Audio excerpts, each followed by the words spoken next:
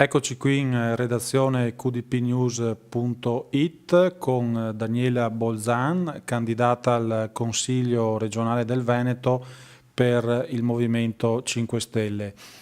Come di consueto io partirei chiedendo alla nostra ospite un breve identikit. Chi è Daniela Bolzan? Buongiorno. Allora, io vivo a Pieve da 30 anni, sono nata a Parigi da genitori italiani, sono sposata, ho due figli, Thomas e Nicole, e nella vita io insegno francese presso aziende. Ogni tanto faccio anche traduzione e correzione di testi. Quando ha aderito al Movimento 5 Stelle e perché proprio al Movimento 5 Stelle?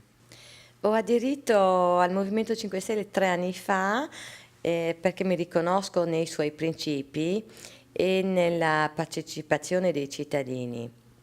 Credo che essere poi portavoce è una cosa bellissima perché rappresentiamo proprio tutti i cittadini. Qualunque cosa noi facciamo, diciamo, lo facciamo sempre in accordo con tutti gli altri e questo è la vera democrazia.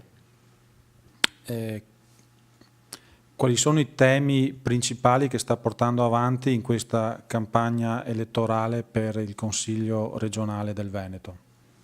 Abbiamo vari temi, ne abbiamo tre che io ho a cuore, sono intanto i fondi europei. Intendiamo in regione creare un sportello dedicato alle aziende per seguire l'iter delle domande dall'inizio fino all'erogazione. È molto importante perché questo può, al di là di dare un grande sostegno alle aziende, far emergere le nuove start-up e magari darci nuove eccellenze.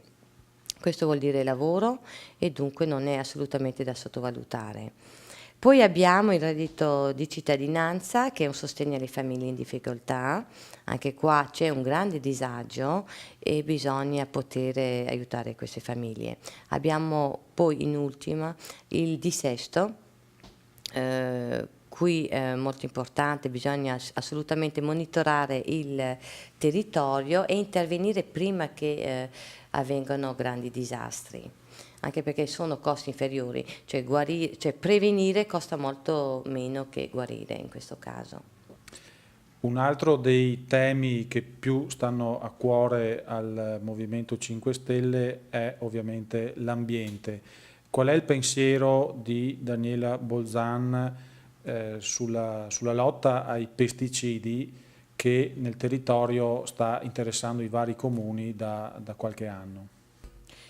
Per quanto riguarda i pesticidi, noi crediamo che ci sia alternative molto valide.